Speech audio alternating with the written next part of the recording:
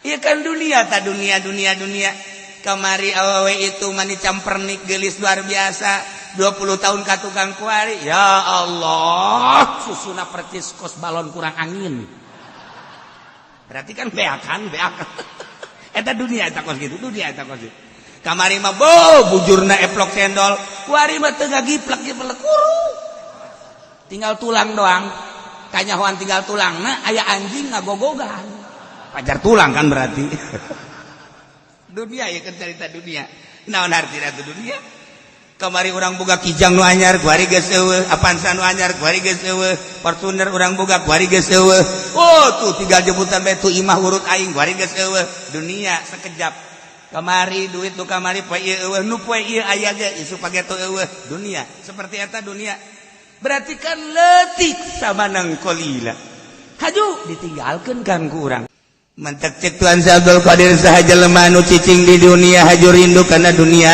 eta mah 100% di akhirat tak bakal cilaka ya Allah sekali deui dengkeun ku celis ya lamun aya jelema cicing di dunia haju kejar-kejaran dunia ngejar dunia rindu terhadap dunia eta mah 100% bakal cilaka di akhiratna kadangnya ku celis ya atuh kadangnya ja aing ngomong eta bahasa Abdul Qadir geus urang cicing di dunia tapi ulah cinta karena dunia cinta kana akhirat pindahkeun ka cinta urang padahal mah cicing di dunia tapi cintana cinta ka akhirat Masya Allah lamun urang kuari cicing di dunia cinta kana dunia di akhirat bakal cilaka cirina jelema nu cicing di dunia haju cinta kana dunia kumaha cirina isuk-isuk geus nyekelan kan kulator isuk-isuk geus HP tas salat lain istighfar HP mawa susur mah teu prihatin lamun tinggalin susur tapi tinggalin HP mah mau sedih aya kabeh kan aya kabeh urang deuk salat susur teu kabawa biasa bae cuek bae tapi ketika ieu naon gara-garana HP teu kabawa oh walah wahuluh masyaallah aing mah lamun HP teu kabawa asa pareumeun obor hirup Istarau bi ayatillahi samanan qalila karakter orang-orang kafir mah horenganannya ngagantikeun bi ayatillah ayat-ayat Allah samanan qalila kana harga anu saeutik anu dunia orang-orang Yahudi teh lain teu palalinter Taurat teh pinter orang-orang Nasrani teh lain teu pinter Injilna jitu ayatillah istalau di mana istabdalu majaz isti'arah tabaiyah nu mantak dingaranan majaz lain make makna aslina nginjem kalimatun ustumilat nu mantak dingaranan isti'arah lantaran disebut musyabah bihna dipikeun musyabah nu mantak dengaranan tabaiyah lantaran nuturkeun kana asliyahna berjalan dina asliyahna heula tah ngaji teh lamun geus datang ka dinya rada nyai-nyayan kan aya istarau meuli masa ayat dipake meuli samanan qalila kana dunya iraha transaksina jan teu jual beli bahkan kok tuh ya duit nah, dipakai beli barang eta ngaranna meuli ieu mah lain ayat teu dipake lain pake jual teu dipake mah ditinggalkeun demi untuk kebutuhan dunia jadi ninggalkeun ayat mencari dunia lain teh yaho ayat kitu pinter berarti gagantikeun kanyahonyana ayat anu sakitu mulia lantaran wahyu Allah digantikeun kana samanan qalina sekejap dohol mantak banana istabdalu geus ulah di manaan istarau tuku berarti amri anggenti akan ya alladzina berarti aturan istirona bimana istibdal subihal istibdal bil istiro mulai ka ngaji puyeng tak kos gitu puyeng geus sia nu teu mondok nu mondok mah kos gitu ya kecil leutik mah kos gitu kan poho deui tuh kan kos gitu tuh guys tadi itu dah ke istarau bimana istabdalu berarti kan nuturkeun kana istibdal berarti majaz berarti masdar mantap jadi tabaiyah kuari guys singkat tabai seperti kos itu jadi atuh gak makna ishtara ulah makna tuku ngagentiakeun mun makna tuku salah jai meuli mah ieu pameulina ieu barang nu dibelina tah aya teman lain kos itu ditinggalkeun teu make ngaranna tapi demi meraih samanan kolila berarti istibdalu ngagantikeun ayat anu mahal hargana ngagantikeun ayat anu istimewa luar biasa mulia lantaran wahyu Allah digantikeun ka samanan kolila yakni dunia nulir teu beda jeung meuli daripada aya gagantianana aduh pohara ayat Allah berupa wahyu belah dituna Taurat jeung Injil belah dieuna Al-Qur'anul Karim ditafsiran ku Imam Jalal bi ayatil Al-Qur'anul Karim mulia pohara anu bakal ngadatangkeun kana kahirupan sejahtera di surga Allah lamun nurut nuturkeun kana Al-Qur'anul Karim tina ucap tingkah jeung pola urang teh nuturkeun Al-Qur'an pait amis terus paeh urang surga Allah Al-Qur'an sebagai wasilah jang ngadatangkeun urang ka kahirupan anu lestari di surga Allah wahara atuh aya dunia dunia mah duit nu kamari dileungeun urang poe ieu geus eueuh mobil nu taun kamari aya poe taun ieu geus eueuh motor nu kamari aya kuari geus eueuh sakejap dunia mah lamun ku urang diperhitungkeun jah heueuh hok geura duit kamari urang nyekel 100 juta poe ieu geus eueuh motor kamari luar biasa sagala rupa motor aya kamari keur boga teh hei ka motor beat aya motor nu gede teh naon eta naon ngaranna lain anu lamun aya nu ngabonceng kitu bae teh aing mah greget jasa kunaon nyiptakeun motor kos kitu teh tah lamun pake ngabonceng kiai teh pantes atuh teh pantes banyak kiai make udang-udang kieu bae naplok aya jelema nyiptakeun motor kos kitu ulah sok tapakur bae goblok teh jelema atuh ka eta mah lamun urang sorangan aju ka beneran nganggih jahe. Nah, itu kan motif sab. Haji panjana mah teu bisa tah ngadeung lamun teu nyeklak teh teu bisa motor kos itu mah hese. Deuk ragag bae. Kudu nyeklak bae pan. Atuh pan eta mah teu kudu nyekelan ge geus nud-nudan ka dieu teh. Ya Allah, ya Rabbi. Ai kos kitu hayang ngora deui teh hirup. Sia aing lain aing. Sia mah kolot ge kos kitu. Nah, iya kan dunia kamari awewe itu mani campernik gelis luar biasa 20 tahun ka tukang kuari ya Allah susuna percis kos balon kurang angin berarti kan beakan eta dunia eta kos gitu kamari mah bujurna eplok cendol kuari mah teu gagiplek kuru tinggal tulang doang kanyahoan tinggal tulangna aya anjing ngagogogan pajar tulang kan berarti dunia ya kan cerita dunia naon artina teh dunia kamari urang boga kijang nu anyar kuari geus eueuh Avanza nu anyar kuari geus eueuh Fortuner urang boga kuari geus eueuh tuh tinggal jemputan bae tu imah urut aing kuari geus eueuh dunia sekejap kamari duit nu kamari poe ieu eueuh nu poe ieu aya ge isu page tu eueuh dunia seperti eta dunia berarti kan leutik samanang kolila haju ditinggalkan kan kurang kumaha pahartos sugihna balik sugan mawa kunci apaan saja teh sugan Mercy nu kunyana di papaket eta Mercy Jeep anu ka mana kunyana di anti tembak pan eta mah di bodip sedemikian rupa balik ka kuburan sugan kuncina dibawa atau ban setipna yang teh Ibu Tin 10 besar dunia masuk terkaya 10 besar dunia paharto teh triliunan rupiah geus hese lamun make kalkulator nu Haji Pendi mah geus teu moal kapuateun. Tek nolna ka mana ieu? Teu kapuat. Kalkulator murah ka kos itu. Teu kapuat. Atuh Gak 1 juta, 2 juta, 10 juta masih kalkulatornya masih main ge. Tahu lah 100 juta lah masih main kan. Asal geus bangsa teh ieu kumaha cenah ka dieu ieu. Ieu kumaha? Bantingkeun kalkulator kos kitu Bang guys. Jeung sia-siana habak. Tuh main gol.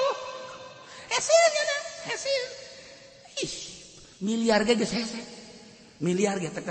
Ieu genep. Ieu genep. Nol ke mana ya? Ayo yang berjeng susah sok resep yang serikan. Asa hiburan yang susah teh hiburan.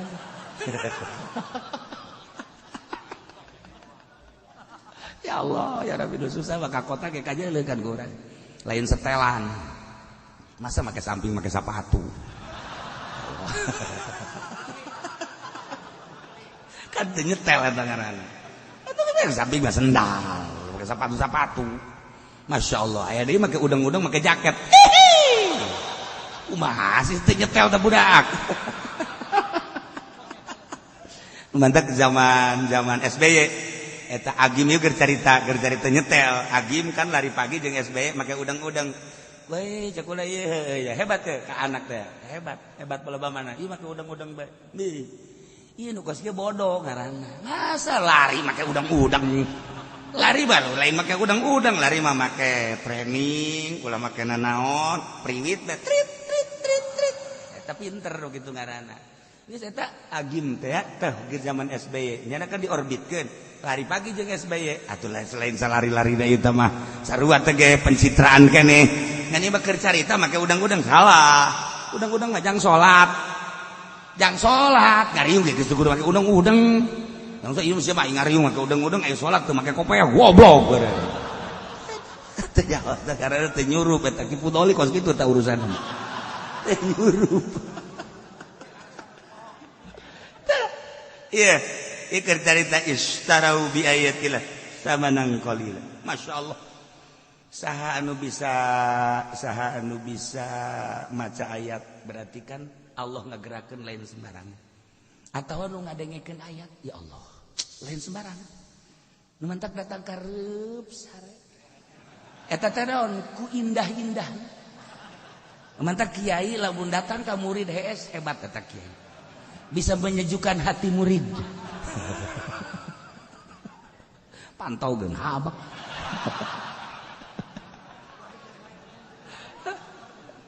Tuh ieu.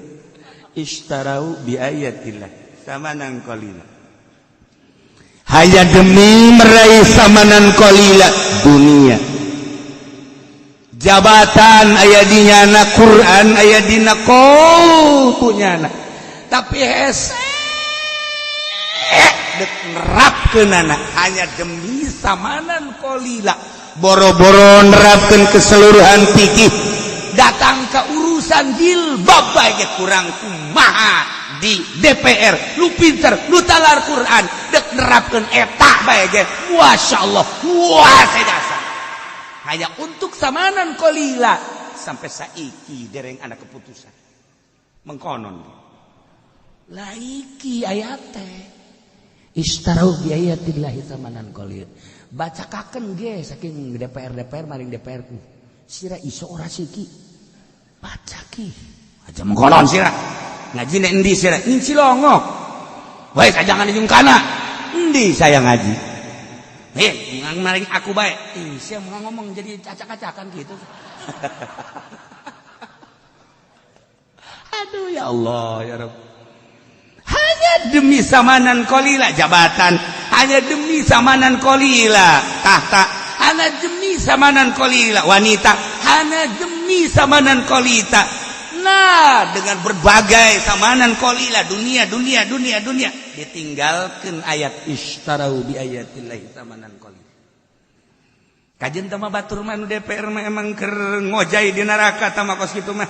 Ieu bae kiai nu di kampung ngaranna bae kiai salapi, tapi ka pendopo deui.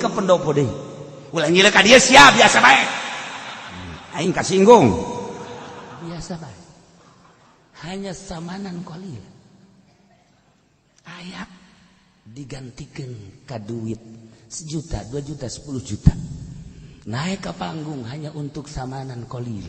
Ishtarau bi ayatillahi tsamanan qalil. Engke kumaha di akhirat mah. Tah ieu karakter kafir seperti kitu. Kafir mah jelas kos kitu ishtarau bi ayatillahi tsamanan qalila. Tapi urang ku ari nu jekelan Al-Qur'anul Karim demi meraih tsamanan qalila, gereja tanda tangan bae peda aing jadi muui. Demi kelestarian muui daripada aing teh tanda tangan coplok jabatan wani aing mah kajen teuing ku kumaha ge demi tsamanan qalila kajen teuing di akhirat dibeuleum ge da kumaha coba jabatan aing keur bupati negara urang keur demokrasi aya agama sia agama ulama atuh Islam aing negara demokrasi beratan ka agama sia beratan ka negara sia ulang ngomong kos kitu cenah ieu mah pokona mah kami mendek tanda tangan bae karena kami mah jabatan bupati hanya demi tsamanan qalila jabatan bupati sabaraha tahun sia ngajabat jadi bupati engke dibeuleum sia di neraka jahanam sabaraha halilan ishtarau bi ayatillahi tsamanan qalila kafir mah geus jelas tapi babatok sia tuh make babatok we pantutung ya Allah ya Rabb Masya Allah Karim hanya tsamanan qalila secuil anu Kangjeng Nabi mah menyikapi dunia teh lain lalagaan pan urang geus sering za Kangjeng Nabi lempang jeung sahabat kemudian cak Kangjeng Nabi itu naon bangke tuan nu bantak dipikeun kuran teh hayangeun nu bogana bungeun nu bogana nu bantak dipikeun nu kudu bogana kunaon ijideun gilaeun Allah menyikapi dunia leuwih ijid tibatan bangke tibatan nu boga bangke terhadap bangke tuh nu mancak dunia teh mun urang nyaho kana hakikatna dunia bau sabenerna mah lamun nyaho kana hakikatna dunia bau sakumaha bauna bangke mentek Kangjeng Nabi ketika Isra digambarkeun ku Gusti Allah aya seorang ini ini kan aya nu henteu bengking mah bengking nya ini nya bengking kan geus eueuh pupurieun atuh nya ini mah nya bongkok nya kuru bengking berarti kan geus eueuh nanaonan tah ini saha nu hayang kawin kan ini jadi stadis nah kuari ini tapi dipoles Masya Allah eta ini make lapis ya Allah make lipen weh lipen lagi tengah nama beureum sisina mah hideung dimodif ku nya pacar artis ya Allah make shadow ya Allah ya Rabbi ieu na diplat-plat aya beureum-beureuman biasa urang gila kan neuleun ini kos gitu kan gila Masya Allah, iya mah kira rencengan biasa. Ya Allah, dadana dibuka, atuh dadana dibuka ge lamun nongtot, ayo mah pan ngahelob. Wah, ya ini parah ini parah. Ya Allah, ya Rabbi. Nah, tapi kan gambaran seperti eta, Kangjeng Nabi digeroadkan ku ini. Ya Muhammad, anjirni, ya Muhammad, anjirni. Tapi Kangjeng Nabi terus baik. Ya Jibril man hazi saya oh cek malaikat Jibril hiya dunia eta dunia mun maneh nembalan ujianana umat maneh ngojay di dunia kejaran-kejaranana dunia bae untung maneh teu nembalan Muhammad masyaallah ta eta digambarkeun nini-nininya bengkingnya jore geus eueuh dipangjore-jorena urang lamun kuari aya nini-nini di dieu hiji bae gila urang pasti kararieu bae komo haji pendi mapan tolol jelema pun. Geus kira-kira bau nini. Aya jahe onah punyana dipentang di dieu. Tapi lamun nini geus kararieu bae. Kan nini mah bau hangru. Tuh, hapek ya nama tuh. Saya tak heran nini mah sanajan make esprek bae. Disemprot misalnya kurang set tetep ka ambeul bae. Cek nini wah sia cenah gitu. Marah nini oh nyahuan bae aing aya sia ka imah ka ambe nah ieu kan gambaran dunia seperti gitu saha nu resepkeun ka nini iji ningali nini mah belu nini mah gila ningali nini nah ieu meninggalkan dunia. Hakikatna dunia seperti eta. Komo mun Kangjeng Nabi ngagambarkeun bangke. Masyaallah karim. Mantap. Wali-wali Allah geus dibere ilmu hakikat sehingga neule dunia leuwih joret tibatan kocomberan. Tibatan kocomberan. Lamun Hasan Basori nyaritakeun perjalanan hirup teh tapi indah Hasan Basori. Perjalanan hirup teh Gusti Allah indah jasa, tentrem jasa, tapi keindahan jeung katentreman teh horenganan engke bakal mawa kacilakaan. Gusti keindahan jeung katentreman dunia cek Hasan Basori. Keindahan jeung katentreman dunia nu bakal mawa kacilakaan naon hartina Gusti sapira di dunia teh moal lila Gusti bere abdi pandangan terhadap aslina terhadap dunia Gusti cek Hasan Basori. Terus saya ibadah ka Gusti Allah ngadoana seperti eta. Ya Allah ya Rabbi hirup teh tentrem jeung tenang neule dunia teh indah neule dunia teh amis sakumaha cek Kangjeng Nabi adunya mah huluun hudrun. Dunia mah amis tul hejo.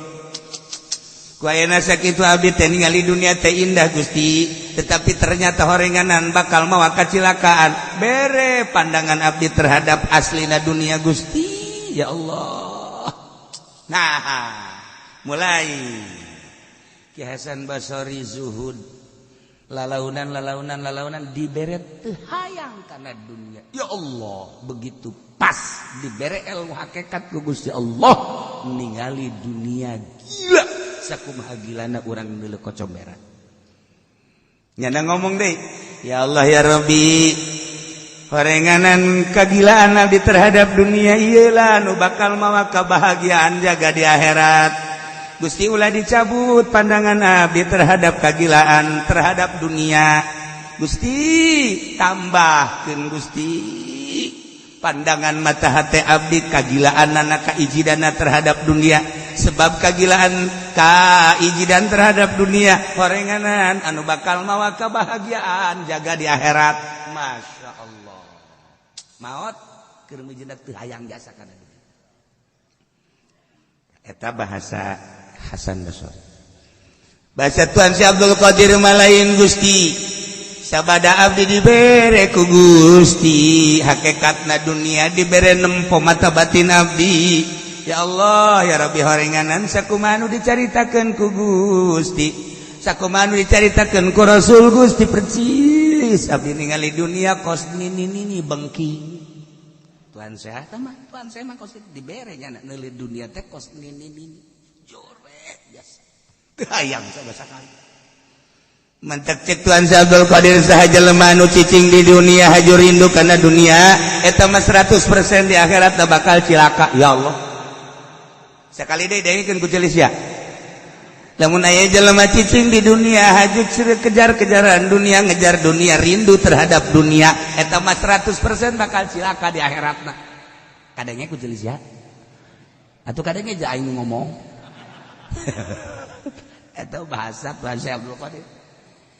Geus urang cicing di dunia tapi ulah cinta kana dunia, cinta kana akhirat, pindahkeun ka cinta urang. Padahal mah cicing di dunia tapi cintana cinta ka akhirat. Masya Allah. Namun urang ku ari cicing di dunia, cinta kana dunia, di akhirat bakal cilaka. Cirina jelema nu cicing di dunia haji cinta kana dunia kumaha? Cirina isuk-isuk geus nyekelan kan kulator. Isuk-isuk geus ngahape. Tas salat lain istighfar ngahape. Mawa susur mah teu prihatin lamun tinggalin susur tapi tinggalin HP mah mau sedih. Aya kabeh kan? Aya kabeh. Udah dek salat susur teu kabawa biasa bae cuek bae, tapi ketika ieu naon gara-garana HP teu kabawa, oh walah wahuluh. Masyaallah, aing mah lamun HP teu kabawa asa pareumeuan obor hirup. Ciri jelema merindukan dunia. Ya Karim, ya Karim, ya Allah, ya Allah, ya Allah. Nah, datang ka mana coba diri urang. Mencintai jeung merindui dunia sehingga nu cek Tuan Abdul Qadir jelema cicing di dunia, mengejar dunia jeung cinta dunia, jaga di akhirat bakal cilaka. Leuwih bahaya deui mah leuwih jero deui mah ucapan Imam Ghazali. Jelema anu di dunia hirup di dunia masih kena mencintai dunia geus tah mah siap jasa kudu ka neraka. Hiji. Ketika jelema hirup di dunia kuari mencintai akhirat lantaran aya sorga eta ge antara neraka jeung sorga. Oh Imam Ghazali mah parah jasa ieu mah. Parah jasa. Anu salamet kumaha tuh? Anu salamet mah jelema hirup di dunia ulah resep kana dunia, ulah resep ka akhirat. Sorga aya bidadarina jeung kanikmatan ulah pake ka resep tah sapira makhluk. Hiji bae dipake ka resep teh duniana. Allah karak beres. Dicaritakeun unggal minggu ge tetep nu jadi hayalan teh dunia keneh karak ge beres gaji ulah cinta dunia aju minta doana cenah kiai kula supaya bisnis kula selesai tangkorak sia berenang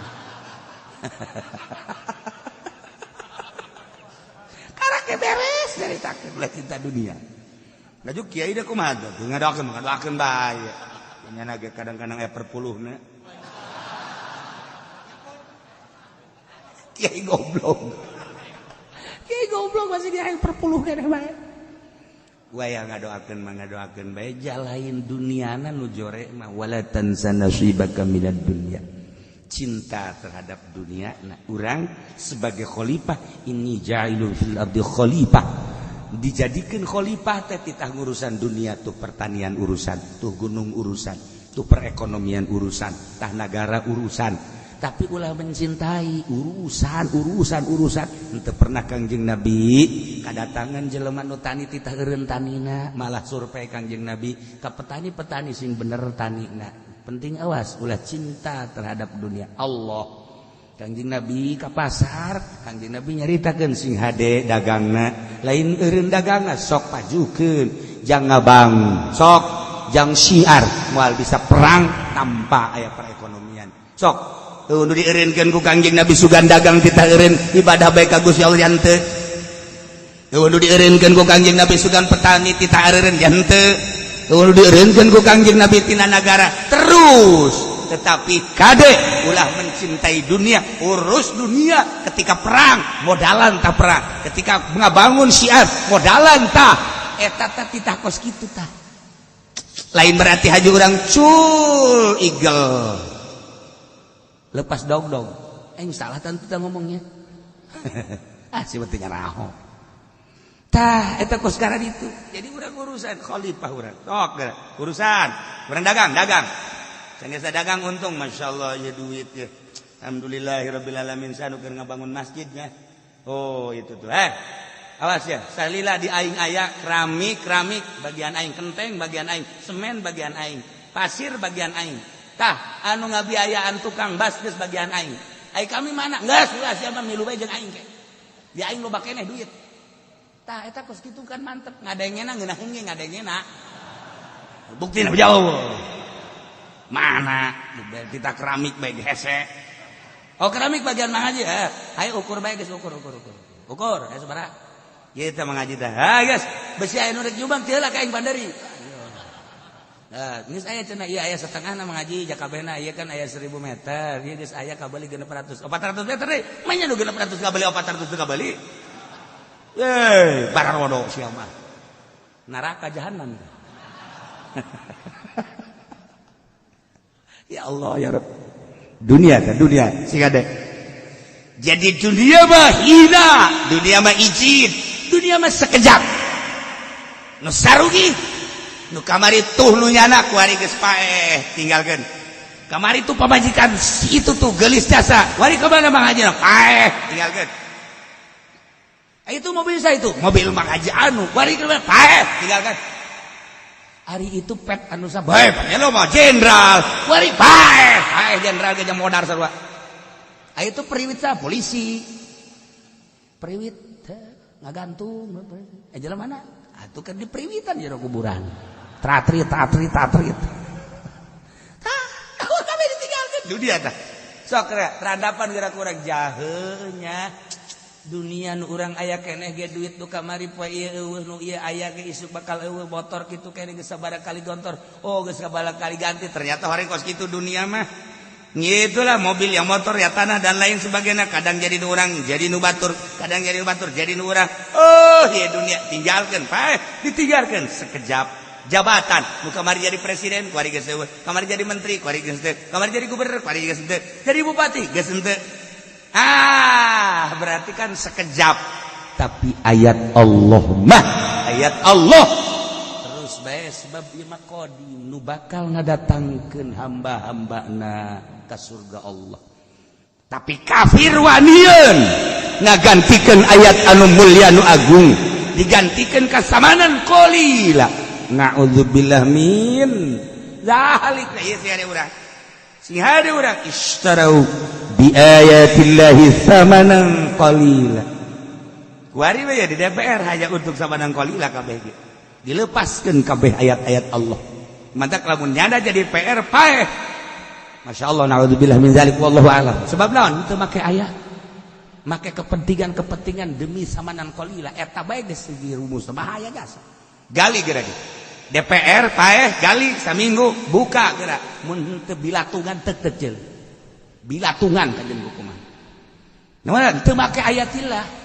istarau bi ayatillah samanan hanya demi samanan qalila aja atuh lain DPR bae sia ge sarua bae nu ngridit eta teu make ayatillah ayat Allah ngaharamkeun riba teh nu kos kitu tapi demi samanan qalila yang boga mobil tah yang boga mobil teh samanan qalila kajen lah ngeridit ge demi samanan qalila paeh bah di sate sia kajen buku sate embes deui sate sia masyaallah dari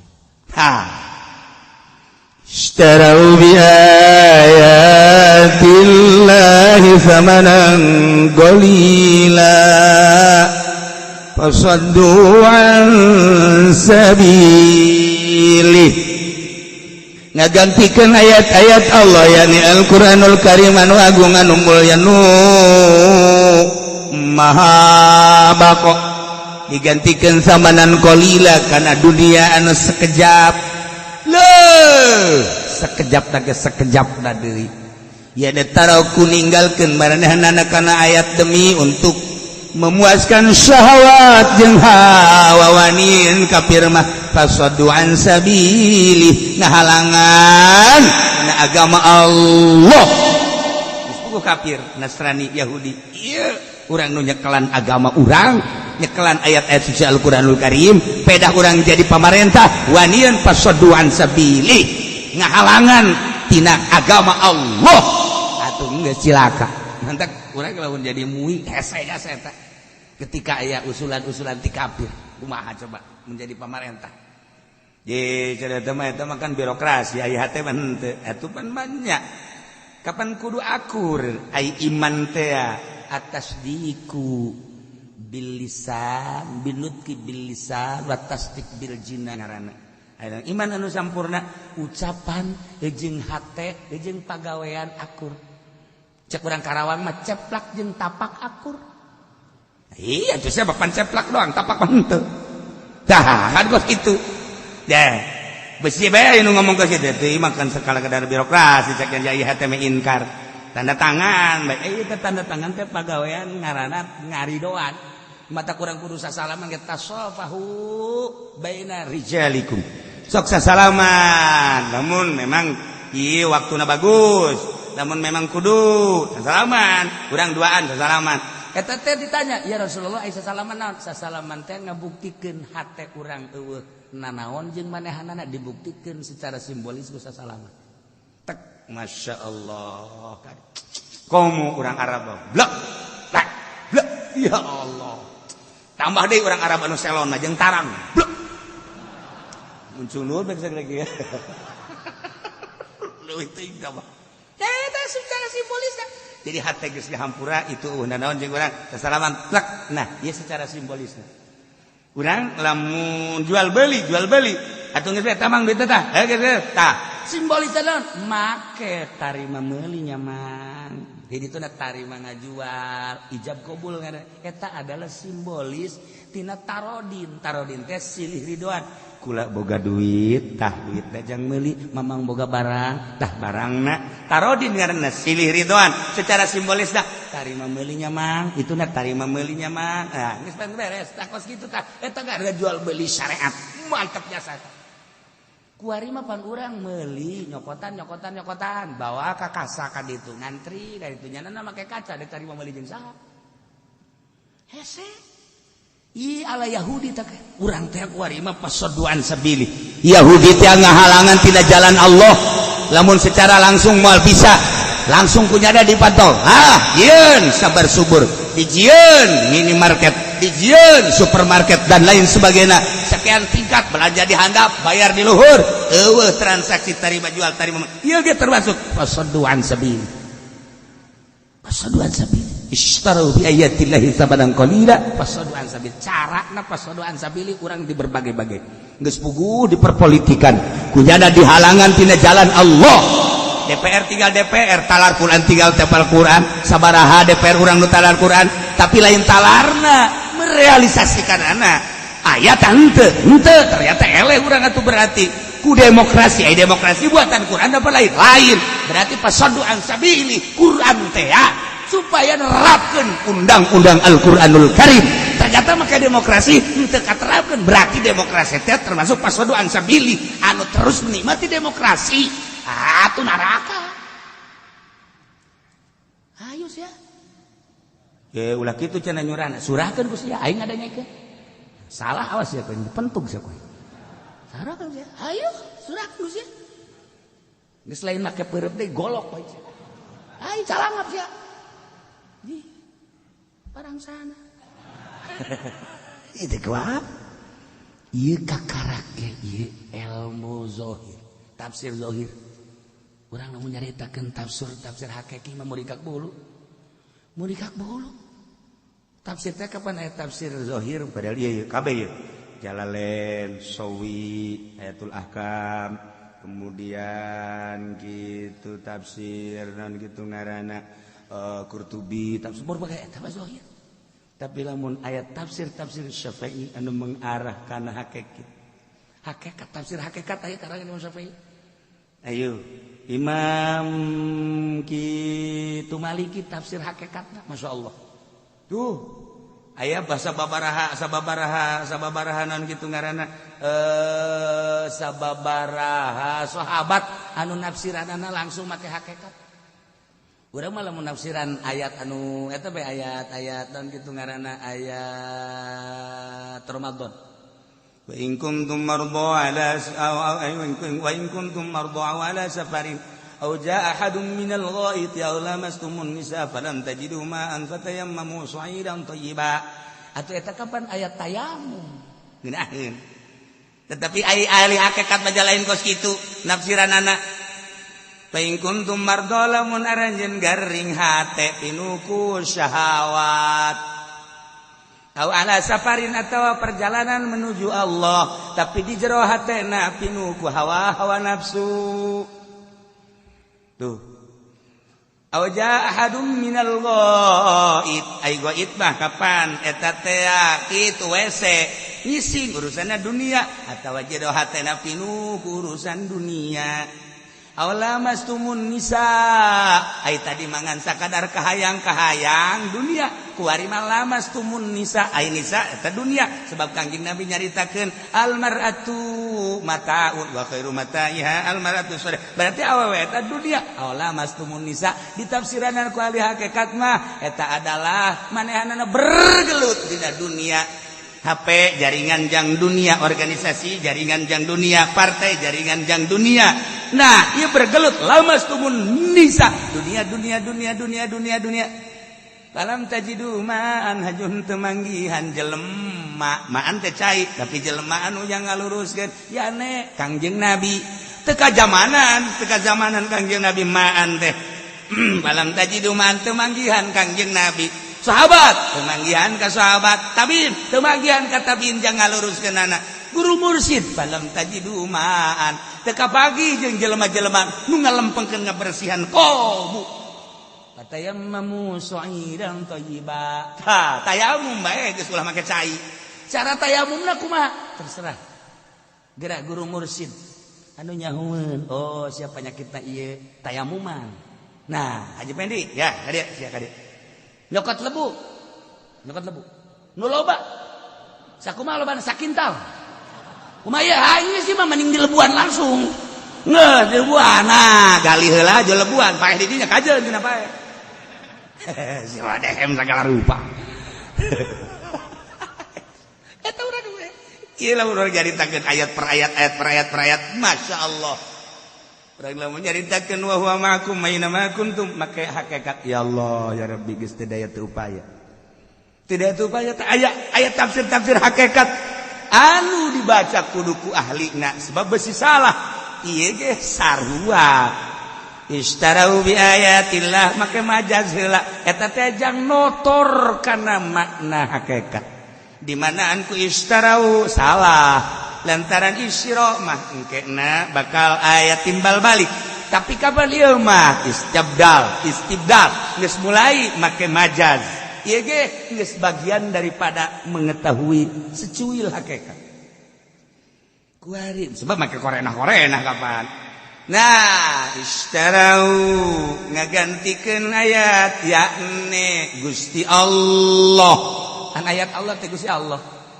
Kok bisa pas gitu sih?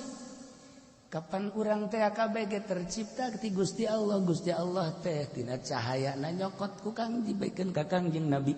Tina cahaya Kangjeng Nabi jadi alam. Ieu teh kapan cahaya Kangjeng Nabi. Aslina mah kapan Gusti Allah? Ayat. Mantap kabeh ge jadi ayat ya teh. Gunung ayat Allah, laut ayat Allah, tatangkalan ayat Allah, urang ge ayat Allah. Dumadak urang ayat Allah, geus lamun urang nempo secara zahir jelema, lamun secara batin ieu teh tajalli Allah. Ah, geus luhur tah. Tajalli tah. Aya ge di lembur mah haji sajali. Ieu mah tajalli. Tah, ieu kan Gusti Allah bisa. Ai eta sia hirup ai hirup usaha nu Allah, atuh tajalli Allah di sini. Ai gerak nang saha nang Allah bisa henteu lamun ku Allah teh gerakeun atuh henteu berarti kan tajalli Allah digerak nu aya di sia tapi urang mah can datang kan ka dinya kulantaran can datang nu kadeuleu teh si eta bae udin bae haji pedi bae kadeuleu bae ungkuk-ungkugan leumpang si eta bae can datang urang tapi eta sebenarnya mah ayat Allah tajalli Allah di eta nah ieu kan istarau bi ayatillahi tamanan qalila. Nah, lamun keur nyaritakeun tamanan qalila, gambaran tamanan qalila. Kangjeng Nabi mun nyaritakeun sorga, teu terasa urang aya di sorga. Ketika ngagambarkeun dunia lu hina, terasa hina dunia teh sehingga leuwih tibatan bangke kahinaan dunia. Loh, urang teh keur di majelis heulah. Kaluar bae sendal leungit marah. Eta dunia teh. Goblok. Sendal aing teh kulit. Siap, hei,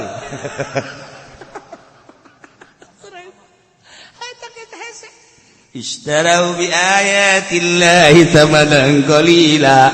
Batak Bastur bisa nafsiran dia, bisa nafsiran itu tafsir kosmik masih zahir kene. Nayalah fasaddu an sabili ngahalangan tina agama Allah. Di mana cicing di pamarantahan. Maneh teh ayat Allah kunaon atuh ayat Allah kok bisa henteu make karena ayat Allah nah iyalah bagian siksa mentak kadeuleu ku ahli-ahli Allah mah jelema-jelema anu henteu make ka ayat Allah sebab naon henteu batin zahir ku ahlina mah zahir bahkan ka ambeul lamun jelema cinta jasa kana dunia teh mantak besi aya kiai misalnya datang urang kieu bae pos kula lamun datang haji teh kieu asa teu kuat keur mah hatena dunia kelek deui kita apa aja teu mandi deui tadi emang meureun panyakit bau badanna aya teu keur ieu teu leuletik bau sering ahli Allah mah gitu sok besi zara misalnya Habib Lutfi aja Habib Lutfi mundur deui etak geus kaambeul aja pendi ka Jakarta ngahandek naon kitu ziarah ka Habib Lutfi malam Salasa kan sok aya di Jakarta Habib Lutfi na aya tapi ngonci maneh Ngunci mana? Trek. Terus assalamualaikum, waalaikumsalam. Sora. Ditungguan datang ke subuh. Cak Habib lu tuh aing mah kajian salat qadha daripada magiannyana. Qadha. Eta kunaon eta? Ka ambeut teh jauh kene saha datang ka ambeut. Ibu lah sangka, masya Allah, lain seetik wali-wali Allah anu bisa ngambil. Dek datang hiji jelema almarhum abah bae. Aya hiji jelema susah jasa. Kunaon teh abah nungguan bae di lawang teh. Begitu datang, wes. Berarti cakula nya keur nungguan ieu. Bener bae. Padahal mah jelema susah, teu geus lila, erek ngobrol. Bah, kok eta disabut kitu? Hatena bersih, cak nya jelema biasa. Ayeuna udah kedatangan kiai, udah beja heula malah mah. Nah, kiai anu dek datang, oh iya teu naon, barang datang ka dia hees bae. Abah eta kitu ge abah. Beda udangkeun bah, tamu kiai anu. Diuk bae. Oh, balik deui ka dieu. Ku ibu teh kan tadi udangkeun, abah sia udangkeun tuh, saya tamu, diudangkeun bah, tamu teh. Tah diuk bae balik deui ka dieu. Kesel urang ngaudangkeun anak. Ieu mah teu beda jeung sia. Gula tak kambe lain sosok kiaina tapi batinna terlalu cinta dunia hangru kan bau ente jadi ibu kula mendek nanya we ka kiai kuari bawa tuh lain bau ti awal ge bentek jasa ieu tapi lamun si eung wallah alam henteu beureun barang datang nu dua jadi bau samanang qalila laletik hina bau. Masya Allah kan lamun Tuhan Syabdul Qadir geus bisa ngabuktikeun nyekel apel dititah dicekel ngurucut getih deuk sanu daek ngadahar apel ku raja titah dicekel dia cekel dipencet kieu keluar getih berarti kan ieu apel menang meuli duit ti nagara eta teh kan getih rakyat. Masa kiai menta ka negara pakai ngabangun majelis. Nu mentak baueun. Kiai ngabangun pondok duitna ti negara baueun kajian kumaha ge santri teu betah. Motak wari majelis teh bagus, pondokna bagus, santrina lake. Ki uraono. Leia. Wih, iku hangru. Apa iku hangru? Ya wis lah. Komo dahareun komo didahar ku urang eta gambaran-gambaran ahli hakikat masyaallah karim nah ieu mah fasaddu an sabili ngahalangan deui tina lempangna agama Allah luhurna agama Allah dihalangan ya Allah ya Rabbi di negara bae heulanan ku ari mah soal jilbab bae dipermasalahkeun berarti kan fasaddu an sabili ayo raramean ulah kunaon anu make cangcutna kita dipermasalahkeun make cangcut teh dimasalahkeun susu kadang sapotong teh dimasalahkeun malah mah di DPR dibahas jangan sepotong semua ayo sih korupsi dan lain sebagainya fasaddu an sabili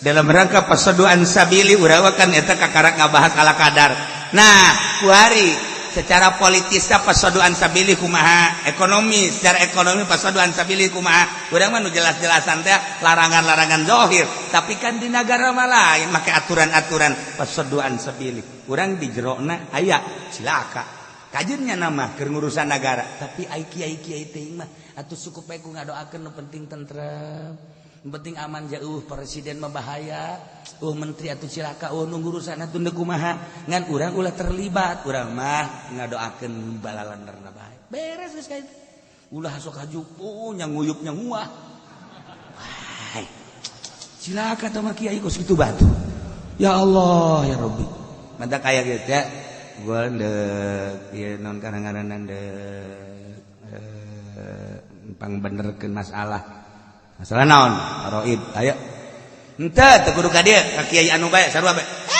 teu hayang iya tuh kiai anu geja pinter embung si siapa sarua bae lamun ngabagi di dieu jangan begitu henteu emang kunaon gitu embung jagana teh mana atuh geus lah teu bisa ngomong kumaha iya teh coba ngomong henteu lah henteu omong we henteu lah teu ya hese teh geus kos kitu teh hese tah Debatak lo jasa kiai anu ai dihareup mah bangun bagus, jadi tukangan mah horenganan nyamual.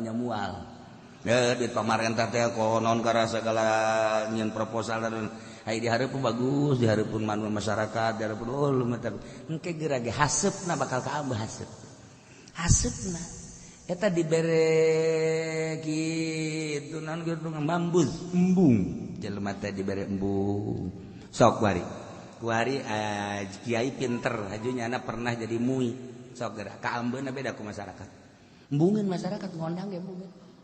Heran. Atau tadi di partai Golkar deui. Henteu aya nu nitahan ngan ngambe batin teh ngambung lah. Lain kiai teh mah. Naon emang eta? Ore koros. Tuh, kebal-kebal tukang ceramah ge sarua. Kebal-kebal ge bener ge mah gua. Beneran ya. Ih, bener kasar. Tukang ceramah ge sarua bae. Sarua sebab di benak hatina dunia. Sok geura. Teu kudu dibejaan ku kula. Teu kudu disebutan kiai anu tukang ceramah kakolotakeun tetep bae ceramah. Deleukeun kaambean ku masyarakat moal.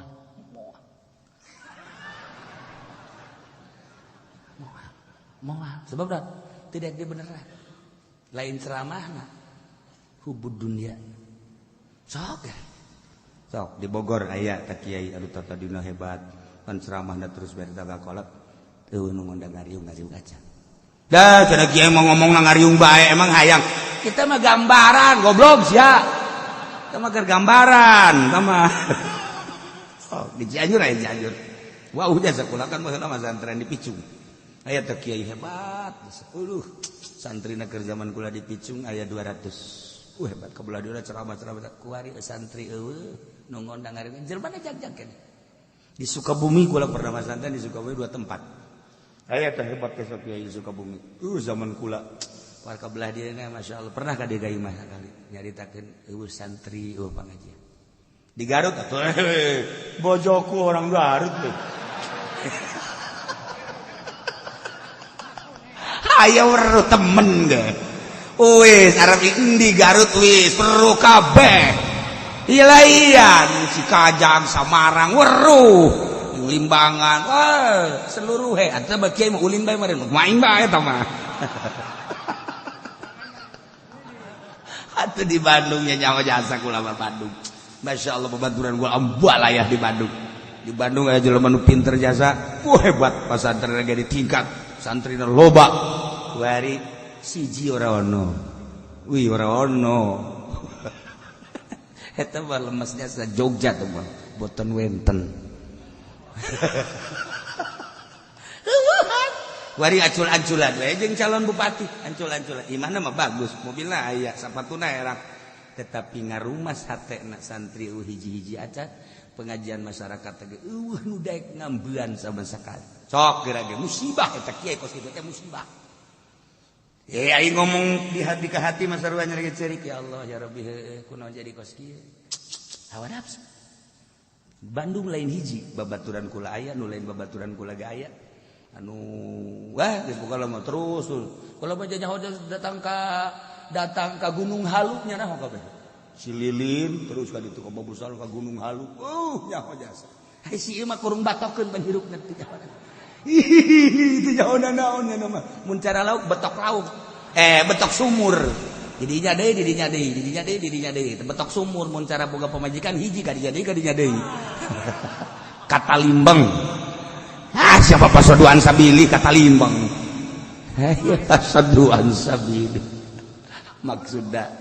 Maksudna naon sing hade ieu urang katitipan ilmu kade ulah datang ka pasoduan sabili. Kade. Ulah dong kiai. Emang kiai ngaharamkeun naon ngaranna ngeureun. Ya, saanu ngaharamkeun? Henteu kiai mah kalah. Ulah sok sempit-sempit teuing. Emang kita bukan hiji. Gas, kredit. Yeuh, tanggung jawab di akhirat jeung mama ambo. Mama ngojai di neraka babarengan. Ulah sok sambarangan. Fasaddu an sabili. Innahum sama kanu ya'malun. Eta jelema-jelema kafir-kafir panggoreng-goreng pagawean nu dipigawe ku manehana naon? Saduan sabilih. yarkubuna fi mu'minin kafir matara aya ngaraksa ngajaga ngariksa dede ka para mukminin teu aya sugan aya kakarabatan teu aya illa waladim janji-janji sugan ditepet teu aya kafir karakter kafir seperti eta iyalah wa ulaika humul mu'tadun jelema-jelema eta lah anu moal liwat wates buang kawarah luar biasa nu jadi bahan ruhak neraka. Naudzubillah min dzalik. Mudah-mudahan orang kabehan dibere benta mata hate sehingga orang gede hampura bisa tobat ka Gusti Allah ngaku kana kasalahan-kasalahan ja urang mah manusia biasa tapi orang bisa tobat ka Gusti Allah sehingga karasa tetesan tiisna tobat diterima tobat urang ku Gusti Allah tur bisa ningkatkan ibadah ka Gusti Allah deket jeung Gusti Allah cinta ka para ahli-ahli Allah ngajauhan ka para musuh-musuh Allah sehingga urang maot husnul khotimah cirian kitabna urang mudah-mudahan ke tahun hareup urang bisa kapanggih deui di minggu hareup urang ngaji nggak bahas tentang puasa iraha tanggal hijina menurut hisab kopi teu kudu mawa kitab dina minggu hareup urang ngadengekeun ala kadar tentang puasa di urang aya Prabu Kian Santang putra daripada Prabu Siliwangi putra daripada Prabu Kitu Satwu Kencana putra daripada Pajajaran jadi ti kerajaan Pajajaran dek nanya ka Haji Pendi ai kerajaan Pajajaran letakna di daerah mana Bandung tuh kan tambah pasar Pajajaran ya Allah mantak ulah disangkanya na diajak ku Haji Agus Haji sarua pinter atuh teu diajak mah jeung lain teu dibere nyaho isuk-isuk dibere nyaho lohor geus eueuh magrib dibere nyaho atuh jam 12 geus eueuh eta ilmu bisa kitu ilmu lah iyalah para jamaah kaum muslimin wal muslimat rahimakumullah singkat nabai ya mah tahun 1315 Masehi diangkat Prabu Kian Santang jadi panglima perang kulantaran nyana diangkat jadi panglima nyana neangan musuh di Bogor sahanu jago di Jawa Barat sahanu jago di luar Jawa Barat sahanu jago bebejalah ka bapana Prabu Siliwangi abah kula diangkat jadi jelema sebagai panglima perang asana datang ka saat ieu can nyaho ka getih kula hayang nyaho ka getih kula tunjukkeun bejakeun saha nu panggagahna khususnya di Jawa Barat umum nama di Indonesia atau di dunia eta bapana teu bisa ngajawab cek bapana eueuh deui nu panggagahna nu mantak anjeun diangkat jadi panglima teh saat ieu mah anjeun nu panggagahna eueuh deui perang jeung saha bage moal anu mahi ka anjeun mah keur ngobrol kitu jol aya aki-aki cek aki-aki teh ulah gitu sebab dunia lain Indonesia doang kerajaan lain di Indonesia hungkul bisi hayang nyaho nu gagasan ieu panggagahna sadunya eta ayana di Mekah ngaranna saha ngaranna Sayyidina Ali barang geus gabejaan kitu les eueuh aki-aki nyana terus bae neangan jalan ke Mekah yang gampang jeung Sayyidina Ali padahal Sidina Ali teh kapan geus maot jauh. Iyalah kehebatan Sidina Ali. Karramallahu wajhah. Di alam barzah nya nama bisa muncul. Nya neangan jalan kumaha carana hayang ka Mekah. Dipapatkeun ilmuna. Eta mah sarua ilmu eta mah sebabnya nancan Islam jeung ilmu nu dicekel ku Haji Pendi. Nah, eta babacaan ge boro-boro urang jin ge teu ngartieun. Eta hebat Haji Pendi. Nu mantep nyana kukula dianggap bisa bahasa eta, bahasa jin nyana ge termasuk min jumlatihi.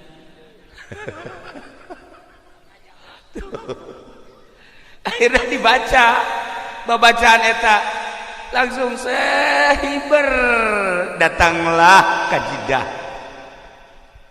Begitu datang ke Jidah, luak-liuk tanyaeun eueuh. Begitu tanyaeun eueuh ka saha, ieu sinanya katinggali di kajauhan aya aki-aki. Diudag punyana, barang diudag teu beneran kapanggih jeung aki-aki teh ditanya mirip-mirip jeung anu harita aya di kerajaan. Aki-aki teh asa siga kieu. Lah lamun ku urang di dalam meureun siga si eta bae aki-aki teh. Ngana itu mah gagah ieu mah wallahu alam. Tah barang nanya aki ari ieu nagara naon Jidah. Jidah ke Mekah deket. Oke. Cak aki emang aya naon kulah yang kapanggih jeung ngaran Sidina Ali bejana pangjagona. Bener cek yana. Bisa mun hayang kapanggih lain bisa deui hayu dianter. Nah, lamun aki daek dianter ulah bunga luar biasa. Ya anter. Ayo dianter lempang sekitar 50 meter cek si aki. Aduh. Hampura jang.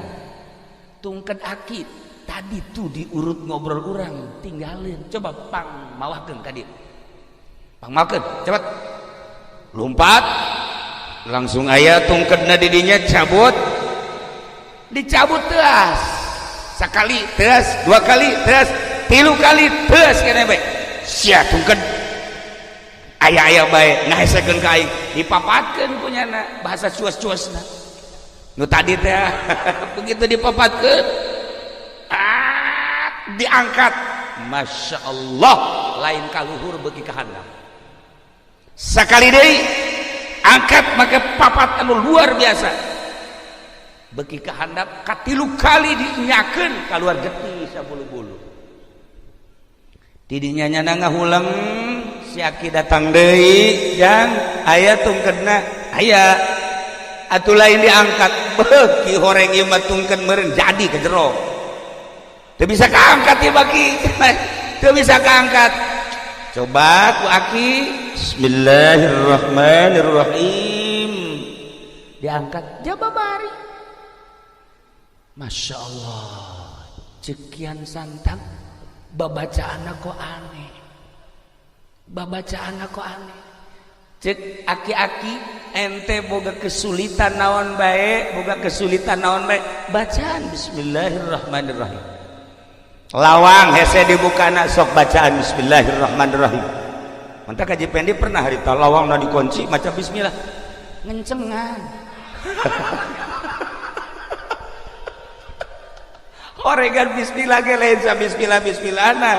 Lamun bismillah make sungut doang mah atuh pamalingan ge bisaeun. Atuh pamalingan ge bisaeun, DPR ge bisaeun maca bismillah. Atuh pan wallahu alam ka ditu mah. Dia pemerintah gak idik ceramah maca bismillah heula ngan nyaho ingetna ka Allah eta bismillah nyaho ingetna ka mana? Coba ih pemerintah sia mah jahe. Dasar pikiranna ka jahe mah. Waduh, dasar pamajikan keur maot geus maot ingetna ka dinya bae. Berarti bener ya mah ya. Tadi di mobil ge cenah kira-kira di Cikarang aya tuh aya mah aya sanu daekeun. Ya Allah ya Rabb. Nah bacaan bismillah akhirnya nanyakeun manehanna ki baca bismillah eta aya syarat teu lamun hayang manjur aya syaratna kumaha syaratna kudu maca 2 kalimat syahadat. Nah engke bae heula kita mah urusan maca 2 kalimat syahadat penting kula kapanggih heula jeung Sidina Ali. Hayu ai kapanggih jeung Sidina Ali mah hayu diajak ku si Aki lempang di jalan aya nu nanya cek nu nanya teh Tuan Ali punya di mana kagetnya ti anu lempang deui ke aya dia nu nanya Sidina Ali di mana mun bahasa urang nya bahasa Arab ti anu beki pertanyaan bae dina hatena asal ieu Sidina Ali asal ieu ceker 3 kali jelema nya sasalaman nya nanya nya pelukan akhirna nya nanya ka ieu kanu katilu mun cek urang mah ari ieu emang saha masih ieu Sidina Ali masyaallah ceker atuh langsung ditangkep atuh lain bebe jati tadi ngisin-ngisin kula bae paingan eta tungkeun ku kula diangkat teu bisa aju ku anjeun mah bisa nah kuari geus kajahoan bahwa kula Sidina Ali ente kan di Indonesia teh neuk neangan jago neuk hayang tarung henteu boro-boro tarung jeung jelema ngangkat tungkeun ge geus teu kuat tah jelema arif wali Allah kekasih Allah teu kudu gelut deuk dakwah teh ngarupa bah henteu kudu boros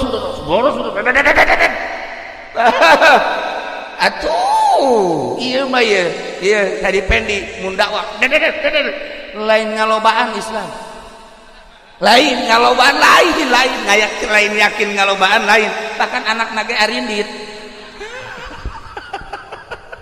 ayelah akibat lalagaan dakwah nu asli seperti tadi bil ahwal bil af'al karak bil aqwal masya Allah karim kos gitulah akhirnya dipeluk sangat jadi peluk kula minta jampe nu tadi cek Sidina Ali bisa dibikin jampe nu tadi asal maca 2 kalimat syahadat ayeuna kaula dek baca 2 kalimat syahadat sok dibaca asyhadu an la ilaha illallah wa asyhadu anna muhammadar rasulullah beres langsung berangkat ke Indonesia hibar teu bisa lantaran babacaan anak nu tadi makan babacaan Hindu kuari makan geus Islam kunyana dibaca babacaan nu tadi teu manyur akhirnya maca bismillahirrahmanirrahim rada hampang tapi can bisa hibar rada hampang coba Bang Haji bismillah coba kikituan coba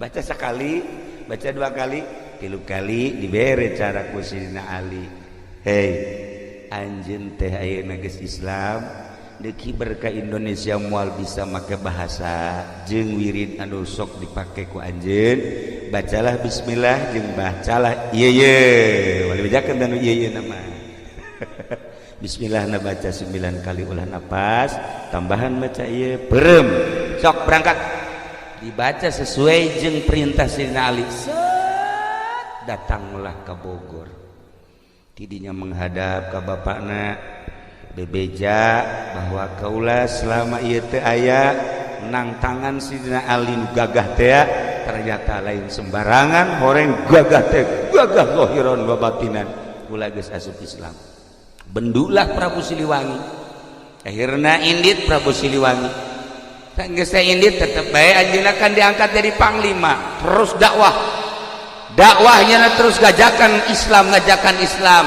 ngan harita aya jelema nu ngomong Prabu ari anu Islam mah biasana sok disundatan nah ceuk kula ge inget kula ge harita ku Sidina Ali disundatan ceuk maka wari ente nu paheula disundatan mangga disundatan kunyana disundatan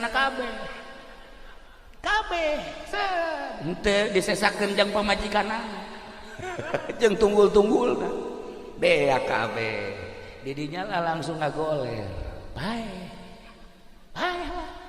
atuh kabeh bea maka pas di daerah anu disundatan paeh teh eta teh lemburna ngaranna Islam Salam Islam Salam nah atawa Islam Nunggal Islam nunggal nuka belah dieuna dibahasakeun ku urang Garut mas salam nunggal tadi nama Islam nunggal kulantaran rada hese dilempekeun salam nunggal tidinya Sidina Ali ke Mekah deui hayang kapagih jeung Sidina Ali lantaran nu disundatan paeh bebeja nyana Bang Ali hampura kula di ditu nyundatan kok kula mah teu paeh ai itu mah paeh kumaha cara nyundatanna dibeakeun kabeh atuh deuleuh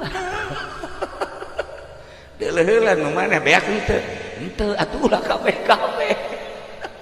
maka dibere cara nyundatan ku Sidina Ali netalah seperti pengkong-pengkong nu bara heula akhirnya langsung merdeka Indonesia kujara di sundatan simpen nah iyalah sejarah nyundatan di samping eta Prabu Siliwangi kaditu deui guguru nyundatan oge guguru keislaman untuk keyakinan supaya mantap deui nyana di ditu diganti ngaranna nu tadi Prabu Kian Santang diganti ku Sidina Ali menjadi Sunan Rahmat baliklah ke Indonesia.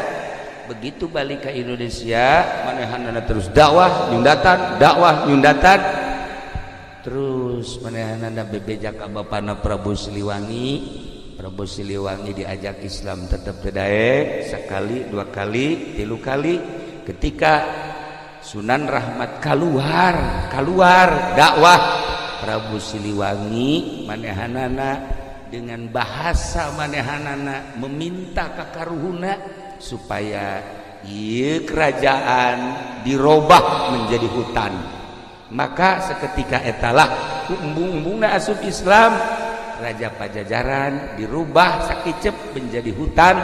Konon anu kuari terkenal hutan tersebut adalah nu aya di Bogor ngaranna naon teh Haji Pedi nu di Bogor teh nu sok kaditu ka dari itu jelema leuweung teh leuweung naon lain ya na tuh sebut naon wah ya nu di Bogor nu sok rame Masya Allah teh si uga nyaho jasanya naon aya nyaho di bejaan etalah para jamaah kaum muslimin wal muslimat rahimakumullah akhirnya balik Sunan Rahmat ka kerajaan berubah menjadi hutan nyana mohon ka Gusti Allah supaya bapakna muncul barang muncul berubah menjadi maung nah iyalah nyana dumadeheus ka Gusti Allah ya Rabb ieu teh maung lain samaung-maung ieu teh abah kula coba supaya bisakeun ngomong ku Gusti Allah maung dibisakeun ngomong akhirna walaupun wujudna wujud maung diajakan ku Kian Santang nu geus berubah menjadi Sunan Rahmat supaya maca dua kalimat syahadat tidinya nyana tetep godeg diudag ditepak ku Sunan Rahmat lompat begitu lompat terus diudag lompatlah ke Garut ke Guha Sancang maka cicinglah didinya lantaran aya alamat cek alamatna ulah diudagkeun antep anjeun bapak-bapak di mana-mana anjeun hayang kapanggih jeung bapak coba anjeun datang jeung keturunan anjeun datanglah ke Sancang maka kuari masih sangar keneh mun hayang kapanggih jeung mau datang ke Garut ke Guha Sancang atau leuweung Sancang ngan ai hese-hese teuing mah atuh jasi eta ke rupana kadang mau ieu kadang-kadang mau nya ge sarua bae nah ieu mah mau tutul beureunya itulah para jamaah kaum muslimin wal muslimat rahimakumullah akhirna baliklah Sunan Rahmat ka Pajajaran nu geus berubah menjadi leuweung nyana nyokot taneuna saenggeusna nyokot taneuh dikuatkeun ke peti sekitar segede kieu peti na ye dibawa ku nyana hasil istikharah manehanana ieu peti nu geus aya taneuhan bakal jadi ciri di mana peti ieu godeg teh oyag-oyagan robah berarti kula cicing didinya tafakur sampai maut Dibawalah ke Gunung Tasikmalaya, ditenden didinya selama 1 minggu terobah tegodeg. Dibawa deui ke Gunung Cirebon, Gunung Ciremai, dibawa ditenden deui dihareup nyana bertafakur ke Gusti Allah saminggu cicing bae terobah tegodeg. Dibawalah ke Gunung Suci Garut, ditenden ke karak sapeting doang ieu geus godeg. Nah berarti kaula kudu cicing di dieu dirobah godeg teh menjadi godog.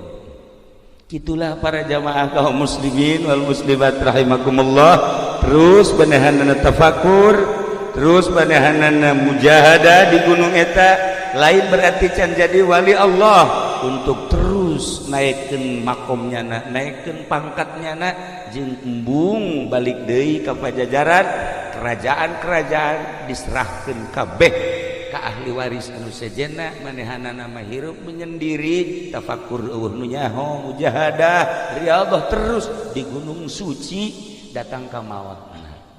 Gitulah para jamaah muslimin wal muslimat, cerita asal usul tentang nyundatan. Berkeliaranlah akhirnya guru-guru anu bisa nyundatan asli dari Sunan Rahmat, terus ke Karawang, terus ke Cikarang, terus ke Tangerang, terus ke Serang, terus ke mana-mana. Baheula mah di Sundatan sekaligus aya babacaan khusus di Sunan Rahmat ti dituna ti Sayyidina Ali karramallahu wajhah. Gitulah para jamaah kaum muslimin wal muslimat rahimakumullah, maka maotlah anjeunna di luhur gunung suci godog tadina godeg, kemudian aslina jana ngaran Prabu Kian Santang, dirobah diganti ku Sayyidina Ali menjadi Sunan Rahmat Suci Godog, berarti keturunan Pajajaran. Nah iyalah anu terus dakwah, alhamdulillah Jawa Barat khususna umumna nyebrang terus ke Lampung, terus ke Kalimantan, ialah Sunan Rahmat Suci nunyana mengakhiri hirupna sorangan di luhur gunung. Mantak besi aya di Cikarang kuari anu haju hirup sorangan eta ge buat teuing ulah sok suudzon meureun nya eta ge termasuk aya tetesan gede hutang. Gitulah para jamaah kaum muslimin wal muslimat rahimakumullah. Lantaran baturku lagi kadang-kadang nu ieu nyorangan kadang-kadang ditanya gitu daek nembalan. Atuh horeganan teu jauh urusanana seperti itu tadi. Para jamaah kaum muslimin wal muslimat rahimakumullah. Nah sesuai jeung naon gitu garana hajat ieu sesuai jeung maksud Haji Rusli nyundatan silsilah nyundatan seperti tadi. Insyaallah simkuring malam ieu istirahat, kemudian isuk menuju Garut ziarah ke Raden Rahmat, diangkat menjadi gitu Prabuna dileungitkeun sebab eta mah kehinduan baheula, maka dijadikan adalah ngaranna Sunan. Sunan eta asli nama cek Sunan Ampel adalah sungsuhunan. Sungsuhunan eta pangluhurna mun di bangunan. Geus lamun aya seorang wali kahiji kadua katilu geus jadi mursyid maka disebutlah Sunan. Kuari ge loba ye di Cikarang Sunan-sunan. Loba alhamdulillah kula ge ngadenge Karawang, Cikarang geus loba Sunan ye. Masyaallah karim. Alhamdulillahirabbil alamin. Eta mah kudu hubunganana jeung nu gendut eta di dieu sakara Sanen. Sunan Sanen. Sebab nyana di ditu aya kali jodoh. Para jamaah kaum muslimin wal muslimat rahimakumullah, ila para aulia Allah lamun wali sanga geus jelas Cirebon, kemudian Banten aya hiji nu mencil di dieu, ieu adalah Sunan kitu Raden Rahmat anu nyana diangkat jadi panglima 13 kemudian 1350 manehanana naik ke gunung. Lamun 15 13 datang ke 15 50 seberapa tahun ada? Berapa tahun? Hah? 77 37 tahun nyana naik ke gunung. 7 tahun di luhur gunung wafat.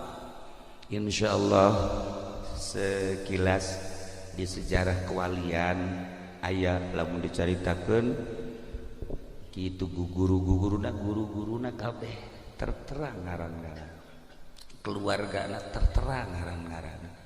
Nyana di pajajaran kamanehna kalima, kemudian anak-anakna Prabu Siliwangi kabeh terterang dan lain-lain sebagainya. Aya selembaran-selembaran di kitab-kitab anu teu bisa dijual belikeun, ieu mah nyaritakeun sejarah tentang asal usul Nyundatan. Besi Bang Haji Pendi hayang di Sundatan kedua kali insyaallah di dieu besi aya rangda umurna kira-kira 35 tahun bikin ka Haji Mamin, tapi lamun aya nu 80 ka manehna sagitulah ala kadar tisim kuring. Nah maka terakhir itu hapunten